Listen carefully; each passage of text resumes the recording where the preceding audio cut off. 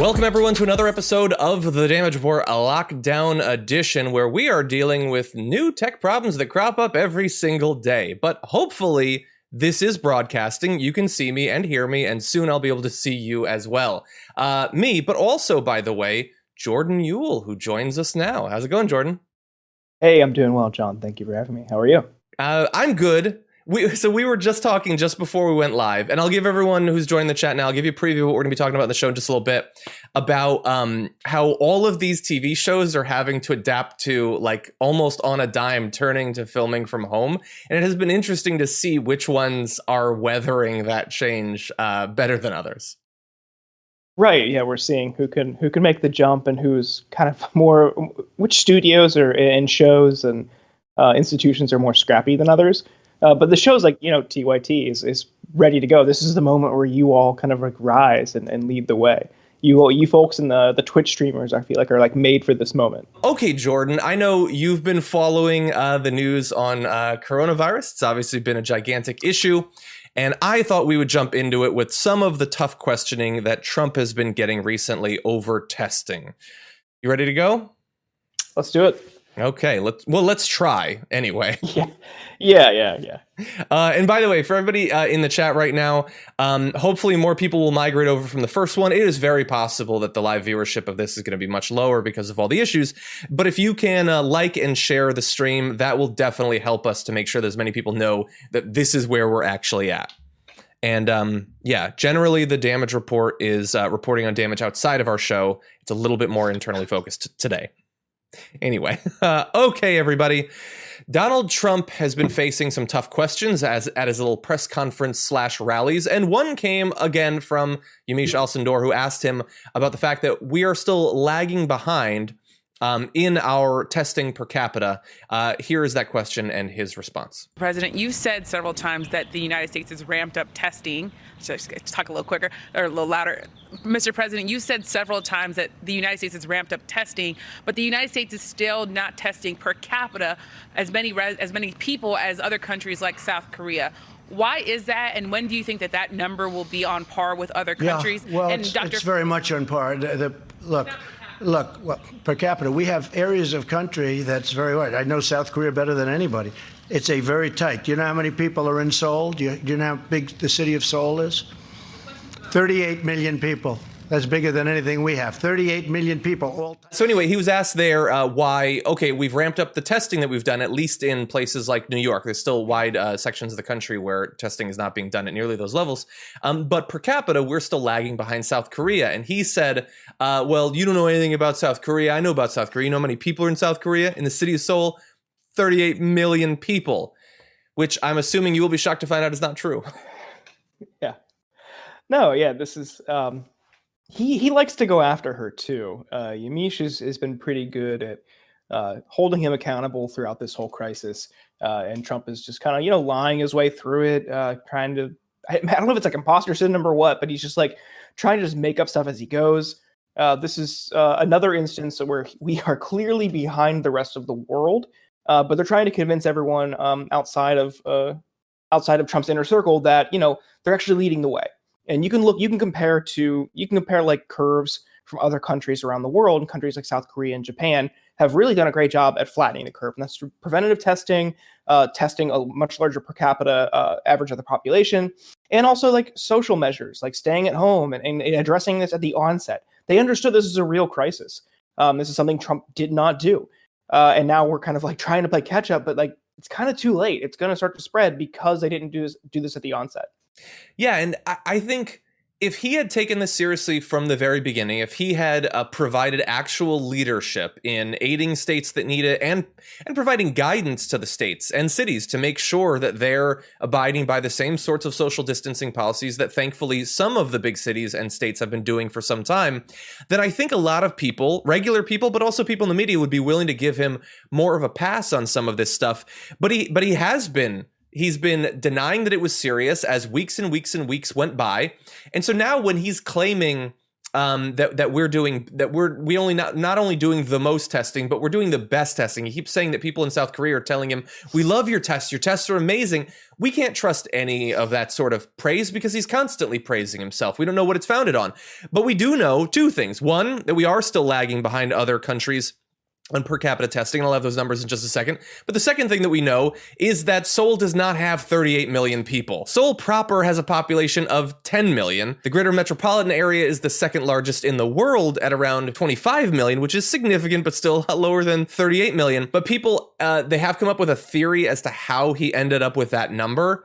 And so it turns out that if you Google Seoul, what you get is this, and it has the elevation listed at 38M, which is not millions of people. It would be meters. We don't know for sure if that's how he ended up with this number, but that's about as much research as I can really imagine him doing, I think. Yeah, I mean, it's probably a cursory Google search by him or someone in his team. We just saw yesterday also at this conference, he didn't have medical experts there. He had Mike Lindell, the MyPillow guy. So it seems like he's even keeping people who could disprove his claims at arm's length. There was an incident a couple days ago where someone wanted Dr. Fauci from the CDC to answer a question, and Trump insisted, no, I could talk about it. And his answer was just a lie. It was about like their responsiveness and their readiness for this crisis. So yeah, like this is just another example of it. And because I think he's so defensive, I think he ultimately he knows he's doing a terrible job, but he could never admit that. And because he's operating from this place of defensiveness, he's using the same type of attack tactics to insult and denigrate Yamiche. Yeah. And he definitely, he likes going after her. She's the, Acosta of 2020 so far. He loves attacking her. He's obsessive in the details about her career, where she's worked before, where she's working now, all that stuff. I wish that he was as focused on the response to coronavirus as he was on the personal and career, the careers of the people who were asking him questions. I'm glad that you brought up the MyPillow guy, because that was an embarrassing moment for our country, that during this incredibly important press conference, or at least hypothetically important, it's become like rallies, which is why, we don't do live. We take bits that we want to talk about and we use it. But like the guy comes up to promote his business. And it seems like do we have any faith? Is there any reason to believe that when he decides, okay, here are the companies I'm going to boost, and like Roche or whatever, he talks about that quite frequently, like that he or his friends aren't investing in these companies, then doing the press conference, and obviously these things are going to spike the some of the drugs that he's talked about, those companies that have been manufacturing them, they've spiked. Like, do any of us think that this is anything more than meant to boost his approval ratings and possibly make him and his inner circle a little bit of money in the short run? That's what it feels like as an outsider. Right. I mean, this is just crony capitalism in the White House. Mike Lindell, what they initially claimed and what people ran with was that he was making and manufacturing N95 masks, which is not true. Those are like highly sophisticated and way more protective. What he's doing is making cotton masks, which that's an admirable effort, but so are like a bunch of hobbyists on Etsy. So it was ultimately, because of this, it was ultimately just a way for him to promote someone who flatters him, a Republican-linked business owner, CEO, a multimillionaire. This is a way, Trump can look like he's working with the business community, because he was also on the receiving end of a lot of criticism around the the name of the act escapes me, but it basically empowers him to direct companies to make things in times of national crisis. Exactly. And, he was just getting hammered for that. So here he is doing nothing because this guy's making like cotton masks for publicity. And then he kind of can assuage criticism around what he is doing or not doing around the Defense Production Act. Yeah. And for those of you at home who want to know, how we're doing in per capita testing, this is as of Saturday at least, but the US population is around 327 million, which means about 1 in 366 people are getting tested. For comparison, Italy has a population of about 60 million. It has done approximately 454,000 tests, meaning 1 in 133 people are being tested there, about 3 times more per capita than in the US. Nobody bring up Italy to Trump. He's been studying South Korea. You can't just go bring up a new country to him. But it is an issue. It's an issue in that even with the ramping up of testing, which has happened over the past few weeks, that's a good thing that should have happened more than a month ago, possibly 2 months ago. There's still reason to believe that in a lot of the parts of the country, they're not testing a lot of people who have it. I mean, we can look at like the current numbers of those who are infected, but those are obviously not accurate. The only question is how out of whack they are with the actual number. Is it, that there are twice as many people as we think? Are there 5? Are there 10? Are there 20 times as many people? We already know that the problem is bad. Today, we will pass Italy plus China in infections, I believe, or at least current infections.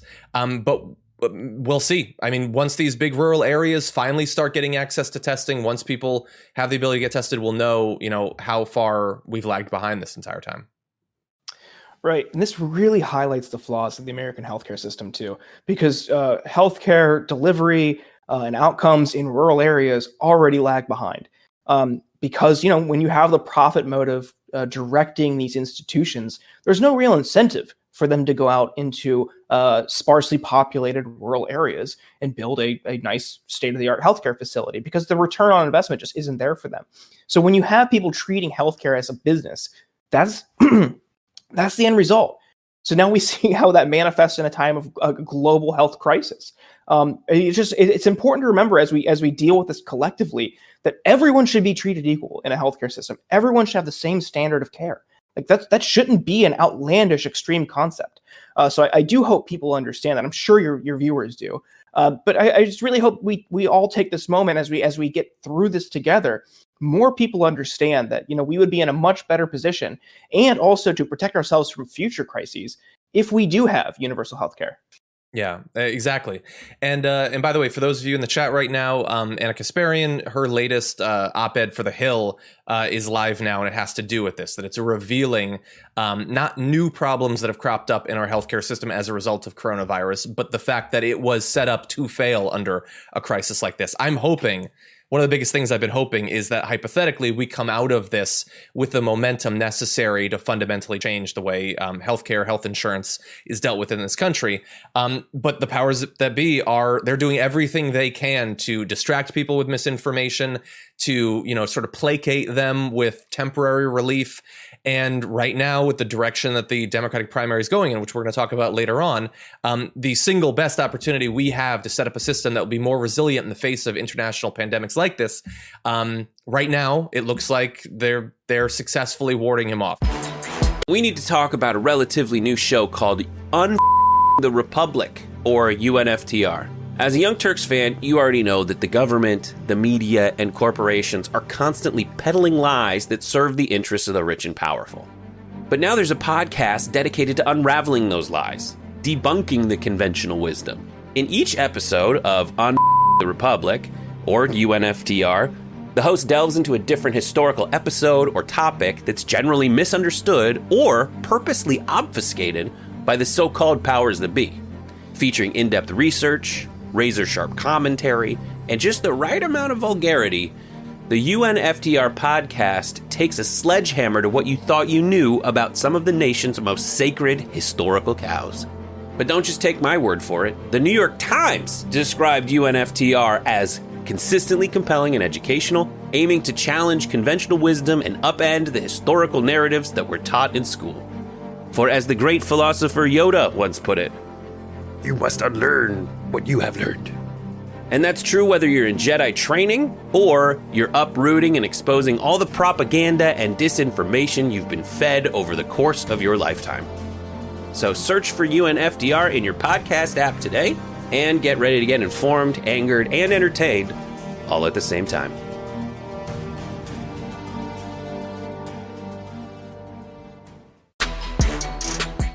Since the beginning of this coronavirus pandemic, both Donald Trump and Fox News have been reliable sources for unreliable information about the disease, about the response. Now, some of those sources, like Sean Hannity, have backed off of some of the myths that they were spreading. They've been shamed or just guilted into doing the right thing. But that does not mean that if you are an avid watcher of Fox, you're not getting massive amounts of misinformation still. I want you to take a look at this clip from one of the shows on Fox, Diamond and Silk on Live, that we very rarely talk about in this show, but they are openly questioning the official coronavirus death count in a way that I think could lead to more people being killed. Let's take a look.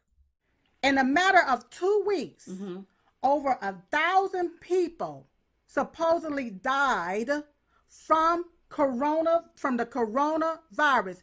In a 2 weeks time period, over 1,000 people, after being tested positive, have died from the coronavirus.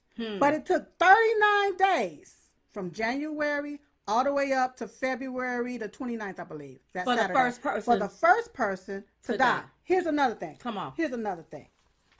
My president said on March the 24th, Tuesday, this past week, my president said that he would love for America to be back up and running. I knew this was going to happen. Oh, yeah. I knew He said after that. he said this, Wait. this was going to happen. Go ahead. At the time he said it, there was 25,489 cases with 307 deaths.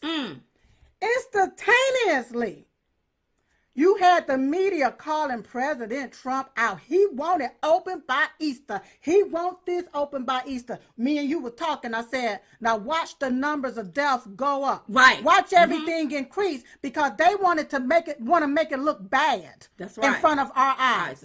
So what they were saying was it took like 39 days for the first death, and in the past few days, thousands of people have died. And that is not evidence that this is a serious pandemic. That is evidence that the numbers are being falsified. And they specifically said that when Trump said he wanted to reopen the economy, whatever that means, on Easter, then all of a sudden the numbers start to go up. And so this is the media or the doctors or the opposition politicians. They are making up these deaths to make Trump look bad and hurt him, and that you should not trust the numbers that are being listed as dead right now. Well, I mean, if any of your viewers know how exponential growth works, that's exactly why this is so dangerous. And that's exactly why we saw this sudden uptick.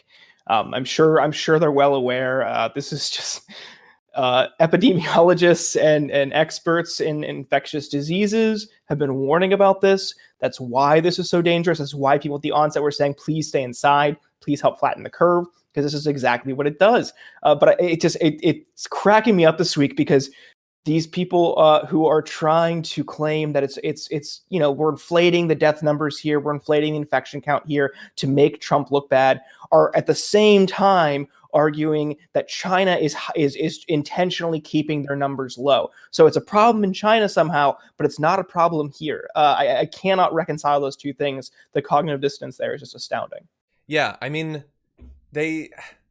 So like I said in the beginning, some of them, like Sean Hannity, now he's like tripping over himself to present himself as someone that takes us seriously. He broadcast his show yesterday or last night from like the dock with the hospital ship Comfort in the background because he's taking it seriously when he was calling it, a myth and it was being made up by the media just literally weeks ago.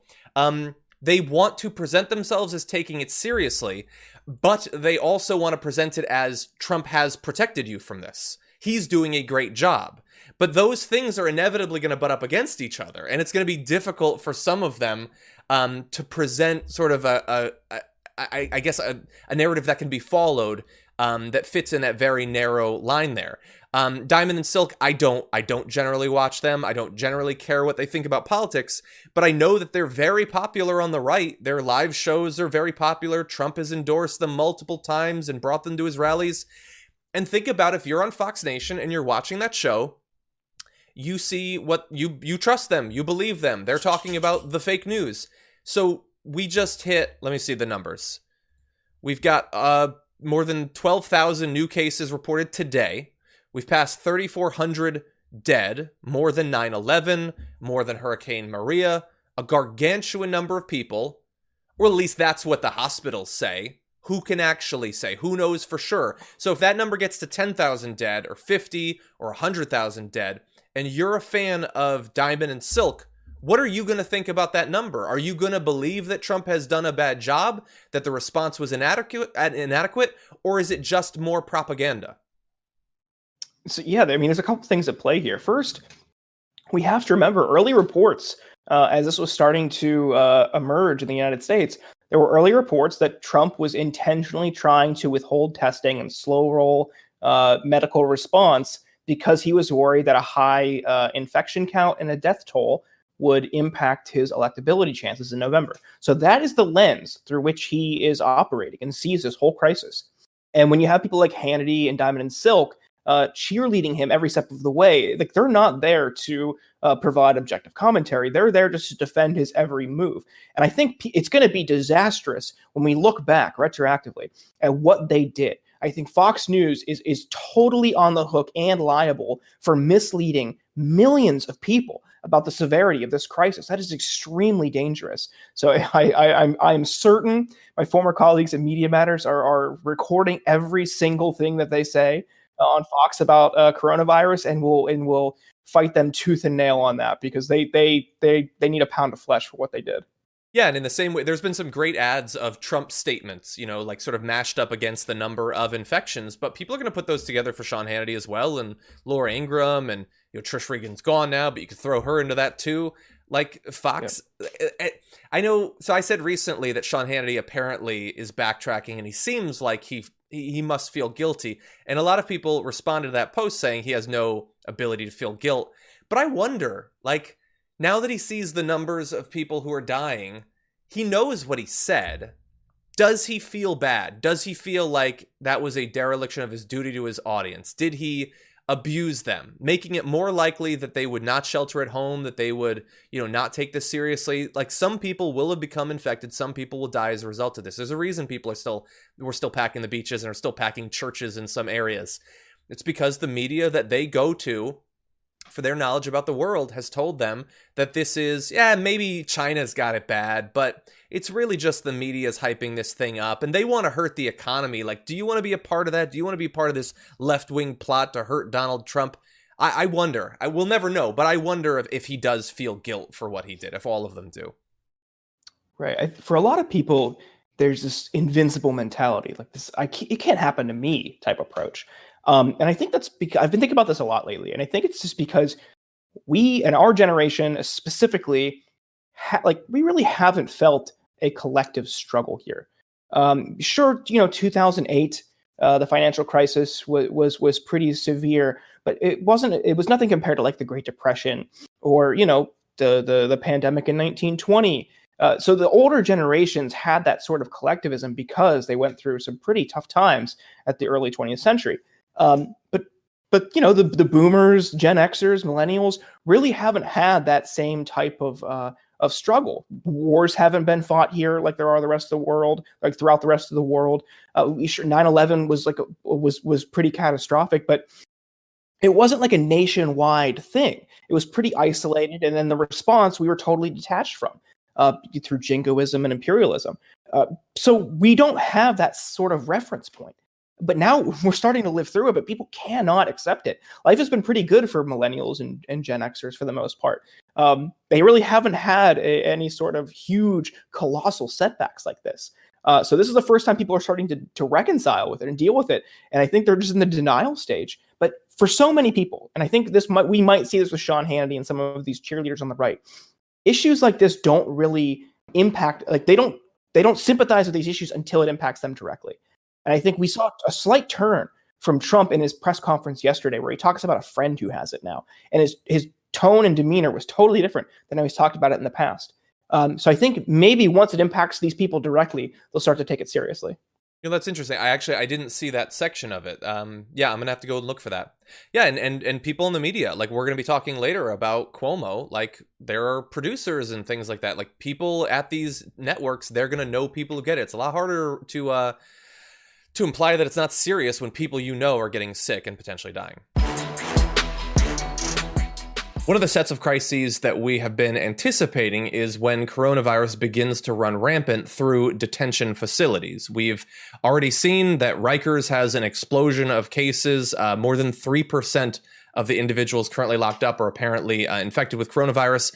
But any number of ICE detention facilities are also potential grounds for big spreads of this. And The Intercept did a great job in doing sort of a video chat with a number of women who were being held in one of these ICE detention facilities in Louisiana.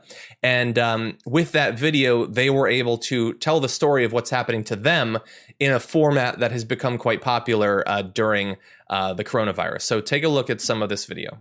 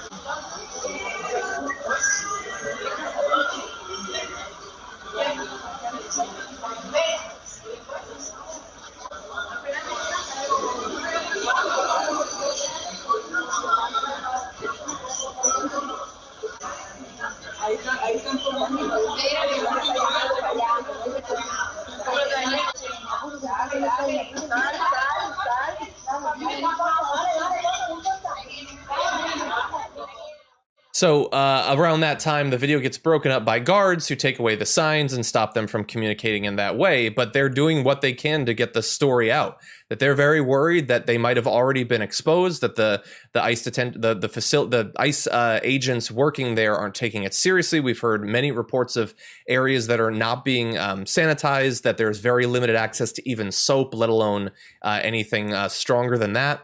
And so, if I were one of these women, I would be absolutely terrified about what would happen if it turns out that it was coronavirus and that other people might have been exposed to it. Yeah, I mean, this is ICE is just a group of jackbooted thugs, like just Trump's brown shirt brigade. The way they treat undocumented people is so inhumane and callous and archaic. It's reprehensible to think about that this is something that we allow willingly in our country. My heart goes out to people who are in these situations because 99.999% of them who try to come here or are seeking refuge from violence, from cartel violence, from spousal abuse. They are here because they want a better life. They pose us no harm, no threat. They just want to be part of our country and contribute as best they can. And now, in a time of global crisis, they're treated like subhuman. They are treated like dirt, and it's truly grotesque. This is something that I feared, and many people feared as this started to bubble up, as the pandemic started to grow, because you knew incarcerated people and undocumented people were going to be the last to receive care or be treated well. And I think this is truly this is a dark spot on our country right now. That this is something that people are turning a blind eye to. We have to be vigilant. We have to treat them as equal, as full human citizens, and just treat them with dignity, love, and respect. Yeah, I couldn't agree more. I remember this is probably about a week and a half ago when one of the efforts that some, I believe it was governors at that point, were taking was releasing some people from prison or being like the temporarily lockup. Like if they were there, they couldn't pay their bail or whatever, releasing them so that you would alleviate some of the overcrowding. And I remember people like Tommy Lauren attacking that, saying like that it's ridiculous that at this time we're going to be like they want to see these people packed in there. Like anytime anyone advocates for them to save their lives, to extend the vote to them, Bernie Sanders got attacked for that last year. The idea is no, they have trespassed and they have no rights whatsoever. Any suffering that they have to deal with, that was their choice when they broke the law, however unjust that law might be. And now, like hypothetically, we're still at the beginning of this. We could help these people, but it doesn't look like that help is going to come. I don't remember a lot of discussion during, in the Senate about how we're going to protect these people. especially when, like, this facility where the women were run by a GEO Group, private prison corporation. So if they can protect these women and make less money doing it, is that something that they're going to do? Nothing about the GEO Group, from my experience, leads me to believe that they're going to do that. And so, like, people are going to die as a result of this. They're going to get sick. Some are going to die. We're not necessarily even going to know, because we think that they're shipping massive amounts of coronavirus testing kits to these places. Like, people are going to die of this sickness, and they're never even going to be added to the numbers. Their story is being silenced right now, but even the tragedy that befell them will be silenced in the end. Right, and it's important that, you know, people like you and this show, and people like The Intercept, and even Ken Klippenstein at The Nation has been doing a great job on this as well.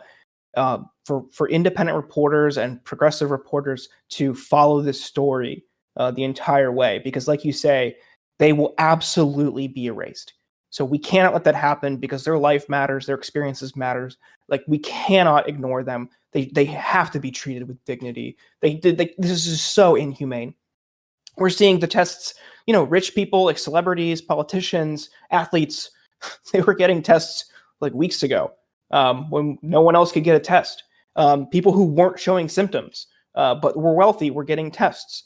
And if you know, me, the American citizen, can't get a test, you can't get a test, they're definitely people, undocumented people in ICE custody are absolutely not getting tests. So this cramping them in there, you know, obviously defies CDC guidelines. It would incubate and expedite the spread if someone were to be infected. This is extremely dangerous, and like you say, lives could be lost as a result. Exactly. Yeah, and I feel like if we found out that, like, you know, Gavin Newsom said, you know, we're gonna take 10,000 tests, and we're gonna make it available to these prisons to limit the spread. Like, imagine how they would be attacked. Probably by Trump as well. He would use, you know, 5 minutes at one of his press conferences to attack them for wasting tests on prisoners. I have a feeling he would do that.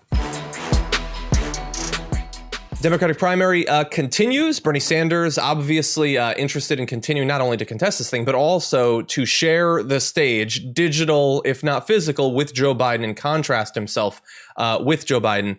Bernie was on with Seth Meyers recently, and he was asked about where this primary is likely to go. Let's listen. Do you still see a path to the nomination? Obviously, you're behind the delegates. It looks like a very hard path. And if not, why are you remaining in the race? Well, we're about 300 delegates behind. Biden has 1,200. We have 900. There is a path. It is admittedly a narrow path. But I would tell you, Seth, that there are a lot of people who are supporting me. We have a strong grassroots movement who believe that we have got to stay in order to continue the fight, to make the world know that we need Medicare for all, that we need to raise the minimum wage to a living wage, that we need paid family and medical leave, one of the crises that we're dealing with right now, that we must address climate change and education, all the issues that we have been talking about. Campaigns are an important way to maintain that fight and raise public consciousness on those issues. So that's, I think, one of the arguments for going forward. So, Jordan, there he was asked by Seth Meyers, do you believe that there is a path forward? And if not, why are you staying in this? And Bernie says that, you know, obviously it is a narrow path, but a path delegate-wise does still exist. And even if it didn't, he listed some of the major differences he has policy-wise with Joe Biden and his desire to continue to contrast himself with that. I'm interested in checking in with you. I mean, we've had an experience of Joe Biden for the past couple of weeks of his struggle to sort of adapt to the new environment. What do you think about the future of this Democratic primary? How do you see this playing out? This primary is getting really weird just because of everything. You know, at you saw how your viewers saw how you and I struggled with technology, and now we have they're trying to run an entire, you know, Democratic presidential nominee or nomination campaign on the same technology. So it's pretty interesting to watch. But I think a lot of people need to understand that the Sanders perspective, and he wrote about this in his book, Our Revolution, that when it became clear he was not going to beat Hillary in the primary, he saw that as a moment to help shift the platform left. And what people need to understand is, at the convention in the summer, they devise a formal platform. And Sanders was, his mission was to help get some of his ideas into that platform. So I think he's just going to do the same thing. And I think he's been extremely cautious and not trying to kneecap Biden. He's not trying to go low. We saw some pretty stark contrasts drawn between him and Biden in the last debate. And I think these are important because when we don't have a challenge to the front runner or the presumptive nominee, it's very easy for them to coast and not really understand what the growing demands are. Not be mindful of uniting the moderate wing and the progressive wing of the party. So this is his perspective and his approach, and I think it's a totally normal and fine one, and people I think should be more agreeable and on board with it. I couldn't agree more with you about the coasting. Like I would describe Biden over the past 2 weeks as at best coasting. Now, with the challenge continuing, with debates potentially in the future, with primaries in the future, does anyone watching this, and I know that there's probably some of you who are enthusiastic Biden supporters, do any of you think that Biden would be fighting harder if Bernie had already backed out? If Bernie endorsed him, if Bernie was fighting to get him elected right now, would Biden be doing, an extra 2 minutes a day of media hits? Like, what would Biden actually be doing? What is Biden doing now? This primary has become it started off very exciting once we got into the actual voting for obvious reasons, and it has become incredibly frustrating because we are saddled with a candidate who in some ways, I would say objectively, I think in some ways is better than Hillary Clinton. But in other ways, like, nobody doubted that Hillary Clinton wanted to become president. She clearly wanted it. She'd wanted it for a very long time. It's a very different question of whether she deserves it, but she certainly wanted it. Joe Biden seems like he just decided one day that he was going to run, and he kind of regrets the decision, and he doesn't really want to fight for it, but Super Tuesday just sort of turned things around for him, and he doesn't really understand it. It's very frustrating to watch when we have this emergency, which is making it so clear who we need as the candidate, that right now we have someone who instead is just sort of like, is just hoping to just make it to election day and maybe squeak past the finish line. And that's about it. That's the most that I can expect from him right now. Yeah, I think your point's a strong one. If Bernie had dropped out, Biden would not be adopting policy proposals from Warren and Sanders, or at least some of them. So I think it's important that at least someone stays in until they're mathematically eliminated. Sure, Sanders has a slim path to victory, but you don't drop out if you're losing in the seventh inning. You just play through the end. You never know what could happen, and I do think there could be a moment where people warm up to the idea of Medicare for all, because we're now going to see tens, if not over 100 million people lose their private health insurance. Like we could see a huge catastrophic drop off in healthcare coverage. And what is there to catch them? The ACA marketplace, which is notoriously unaffordable. That's it. I mean, maybe you could apply for Medicaid. But there isn't a robust safety net. And when Joe Biden's healthcare plan, the alternative is leaving 10 million people uninsured and protecting this system, I don't know how you're going to get people enthusiastic about it. So this is a moment, and Sanders and their campaign have been doing a great job of centering healthcare and healthcare policy in the discussion through the repeated live streams, having healthcare professionals, having legislators and lawmakers on, repeatedly talking to people directly about issues that impact them. I think that's a great approach. Yeah, and thankfully he's been doing that for a very long time. Like imagine if you had been talking for literally years about the need to set up a system that would protect people if things fall apart. And then during the election, things fall apart. And like the guy that you're running up against is like, yeah, we need to like marginally improve things. Maybe. Yeah, maybe 10 million people still won't have health insurance and premiums will continue to spike. Like God only knows what they're going to be like next year after all this, after all the costs associated with coronavirus. And that's just another emergency that I guess we'll deal with at that point. We're not going to do anything big. We're not doing anything fundamentally to change this. Like it's madness that this isn't like the race should have turned on a dime as soon as the coronavirus hit, as soon as people saw how vulnerable the system has made them. The fact that it hasn't like that is very frustrating. I know that people are obviously rightfully distracted about, you know, how crazy things are.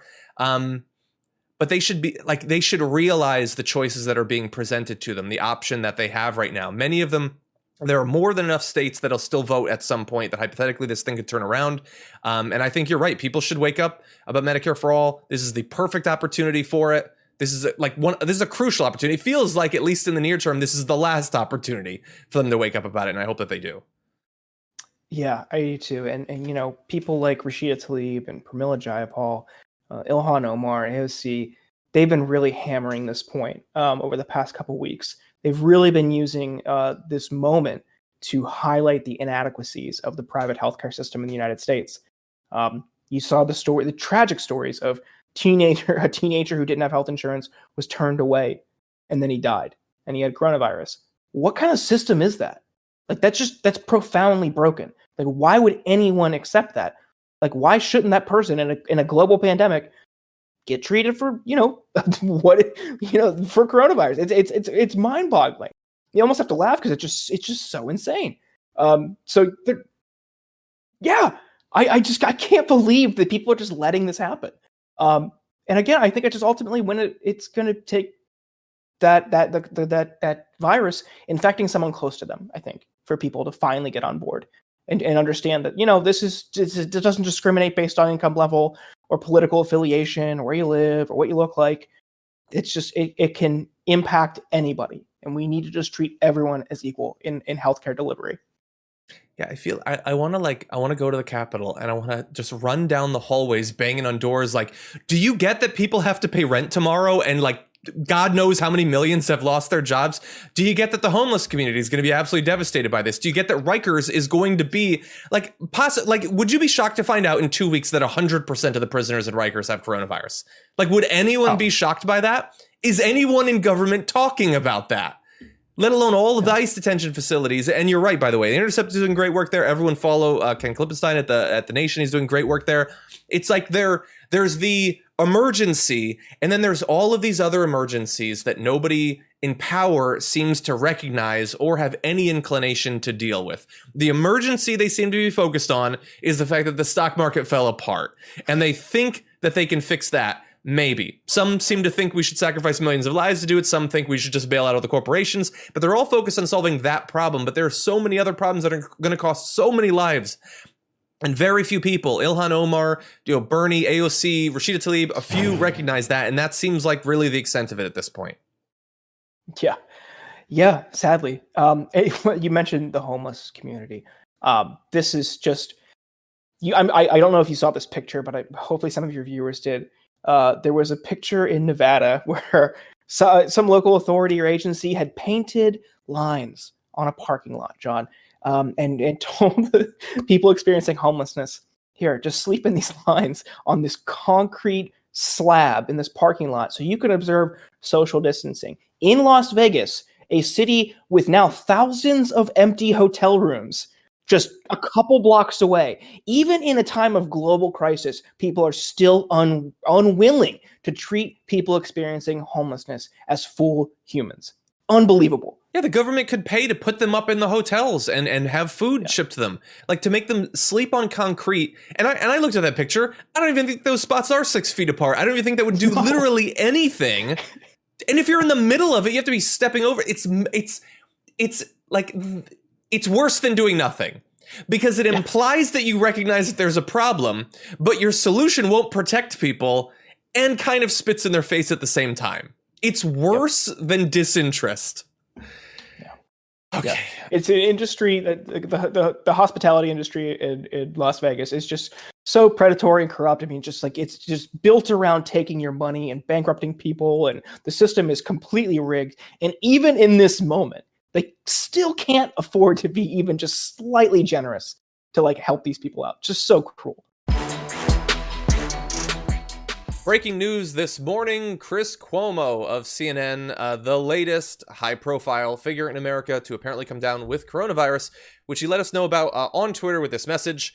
So, in these difficult times that seem to get more difficult and complicated by the day, I just found out that I am positive for coronavirus. I've been exposed to people in recent days who have subsequently tested positive, and I had fever, chills, and shortness of breath. I just hope I didn't give it to the kids and Christina. That would make me feel worse than this illness. I'm quarantined in my basement, which actually makes the rest of the family seem pleased. I will do my shows from here. We will all beat this by being smart and tough and united. And so, look, a famous person, a person in media getting coronavirus is no more important than any individual. But for anyone who gets it, I feel terrible. It was kind of a funny way that he spread it to everyone, but obviously, you know, hope that he recovers and that his family wasn't exposed to it. Yeah. I hope he's okay. I hope no one else got it. But yeah, you know, again, like we said earlier, it doesn't discriminate. It could impact and infect anybody. So we need to be mindful. We need to practice social distancing. And it was probably tough for him. I think he probably had to go into a studio up until recently. I know CNN has transitioned to broadcasting from home, and it's so interesting to see. Circle back to where we started with. It's so interesting to see who can handle this transition. TYT's doing a pretty good job overall. I think maybe some hiccups here. Well, the beginning of this stream wasn't a great example of it necessarily, Yeah. but we're doing okay. We're doing okay. Yeah, I hope he's okay. I hope Chris is okay. Yeah, exactly. And so when I first saw this, an article about him being infected, I did like the share to Twitter thing, and it spread it out. And a bunch of people were like, you know, like implying that it's good or whatever. And like, okay, if that's your response to someone getting coronavirus, unfollow me on Twitter. Like, don't reply to my tweets if you think it's good. I don't want anyone to get coronavirus. I don't want anyone to die as a result of this. I thought we were all unified by that thought, but apparently no. And in particular, like, I'm going to try to appeal to some people who are probably fundamentally irrational. Yeah, I get he works for CNN. CNN's got a lot of issues. I don't agree with Cuomo on a lot of things. He does bring progressives on his show, and I think he tries to keep an open mind on a number of different topics. And those two things are not something that all people on CNN or MSNBC do. So maybe let's try to be a little bit nicer and recognize that this is a human who is sick and is worried that he might have spread it to his family and that his family might get sick or possibly die. Let's have a little bit of empathy, I would say. Yeah, I read the room, folks. Not really the time to cheerlead. It's, you know, people want to be edgelords. That's their choice. But you know, just you would hate it if one of your friends or family members got it. You know, extend the same empathy to other people. Exactly. Well, one last thing on the watching all the shows adapt to this. Do you watch John Oliver at all? Did you see his most recent one from home? I don't. It looks pretty good. Sounds pretty good. I don't know if you've seen Trevor Noah's shots. I don't know what camera they gave him, but it is more beautiful than the actual studio footage. Like, they need to bring that camera from his house to the studio the next time they shoot. Yeah, some people are doing a great job. Seth Meyers, the first couple shows, his audio was butt. It was so bad. Oh, really? Yeah, and it's like, I know you got equipment. I know it's tough, but, well, I shouldn't talk about audio issues after today, I guess. Yeah. Anyway. Okay, well, Jordan, thank you so much for joining me and for sticking through a very difficult first 10 minutes. I really do appreciate that and everything you're doing during this. You know, obviously I follow you not only in our DM groups, but also your activism and your social media activity. I really do appreciate it. So thank you for everything you're doing. Thanks, John. And thanks for having me. Anytime you want to come on, we're always going to have a spot for you. Appreciate it. I am very excited to welcome back to the show Congressman Ro Khanna. Congressman Khanna, as always, it's always a pleasure to speak with you. So thank you for making time for the show. It's always great to be on. As I was saying before we went live, I can only imagine how busy you are. There's been a lot of activity over the past few weeks to come to put together some sort of response to the coronavirus pandemic, a relief bill. Some bills have now passed. I'm curious, from your point of view, how you would rate so far the government's response to this pandemic. Well, it's a start, but not nearly enough. One-time checks of $1,200 is not going to cut it. People need relief for at least 6 months to be able to make living expenses. Also, we need a moratorium on rents, a moratorium on mortgages.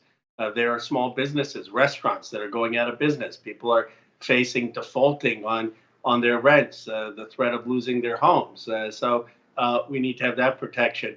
Also, there needed to be a lot more safeguards on the $500 billion that have been handed out to these large companies. If we were going to give them loans, the government should have gotten a guaranteed equity, and then money should have been directed to keeping people employed. There were not those restrictions, and I fear that money is not going to the people who need it the most.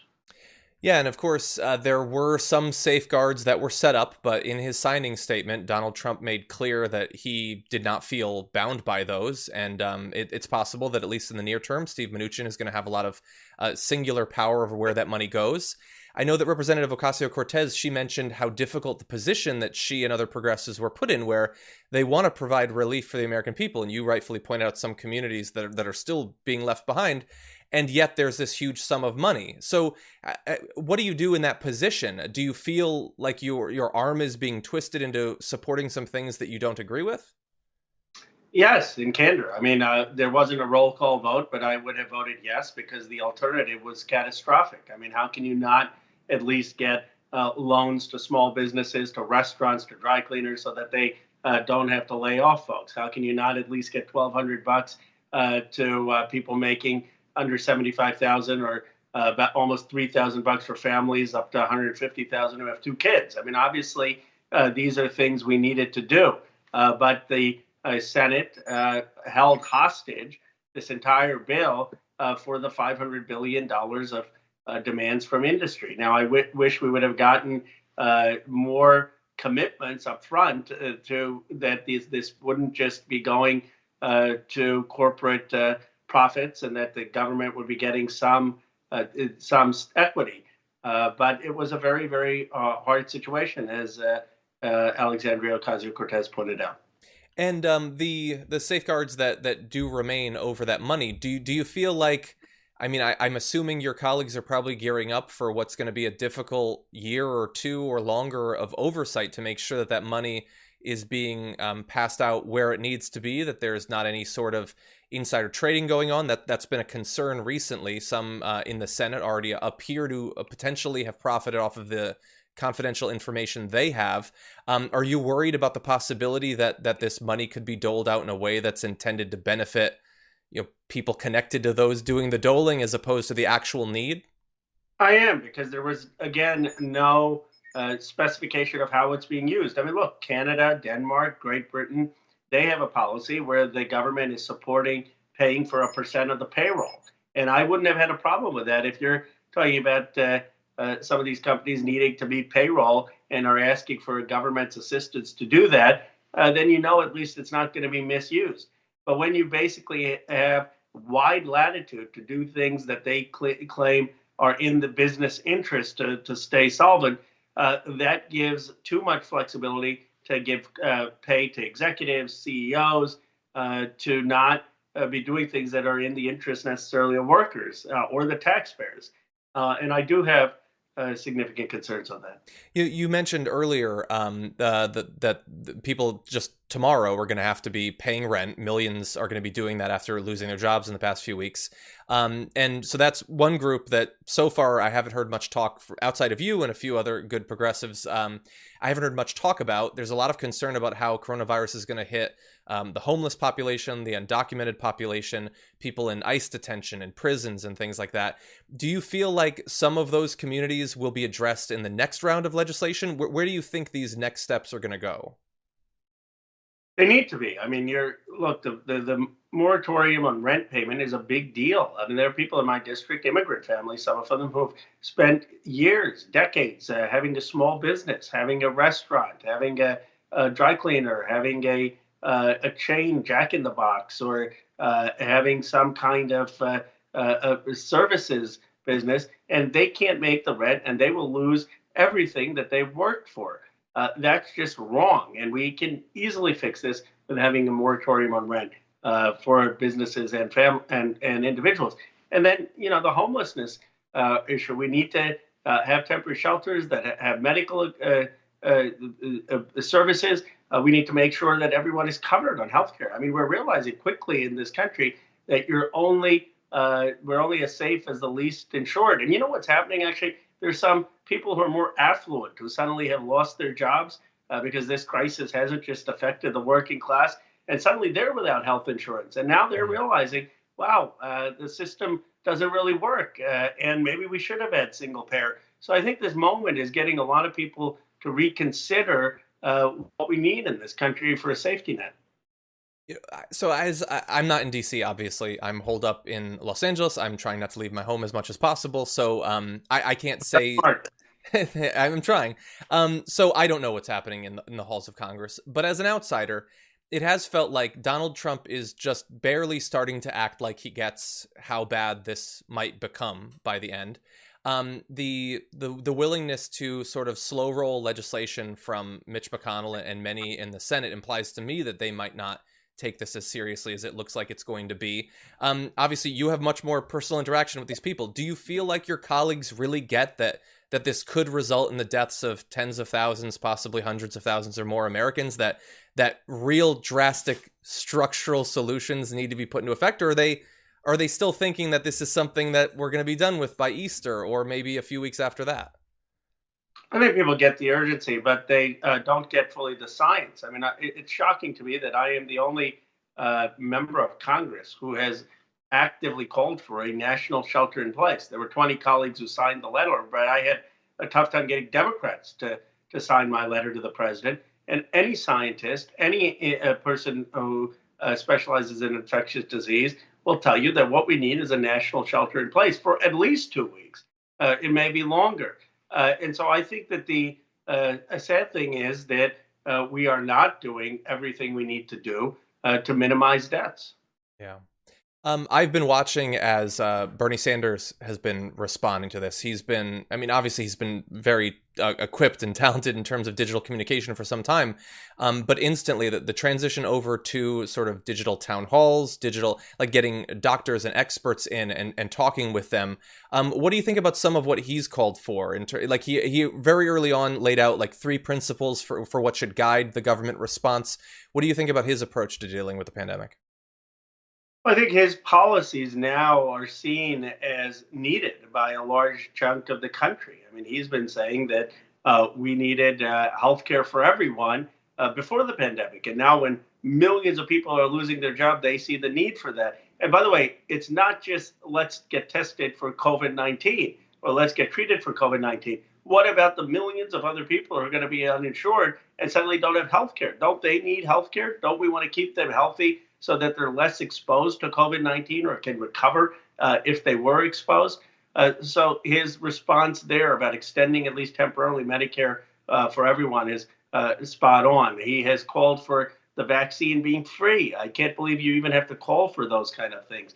He said that the treatment should be free.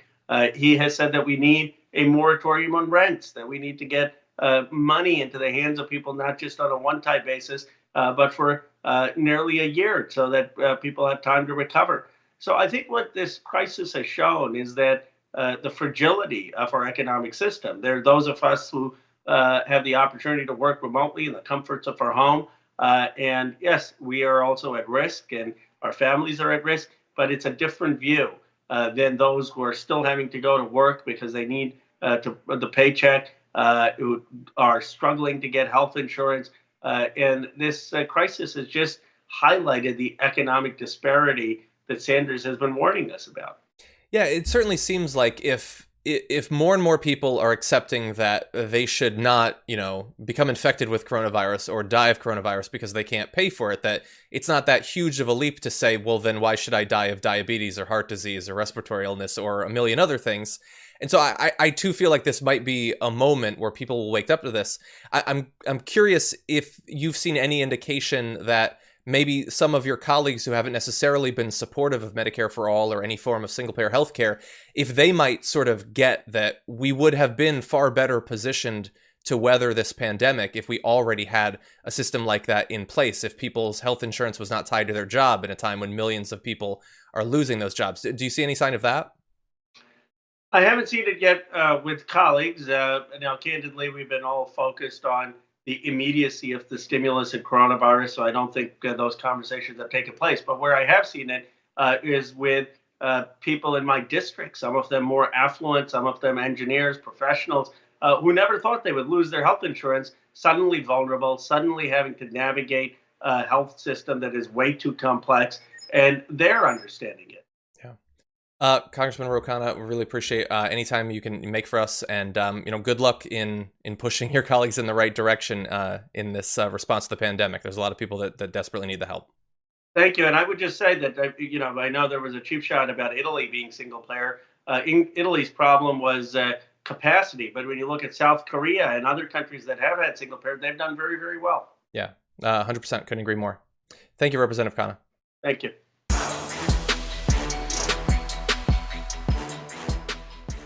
Thanks for listening to the full episode of The Damage Report. Support our work, listen ad-free, access members-only bonus content, and more by subscribing to Apple Podcasts at apple.co/TYT. I'm your host, John Adarola. I'll see you soon.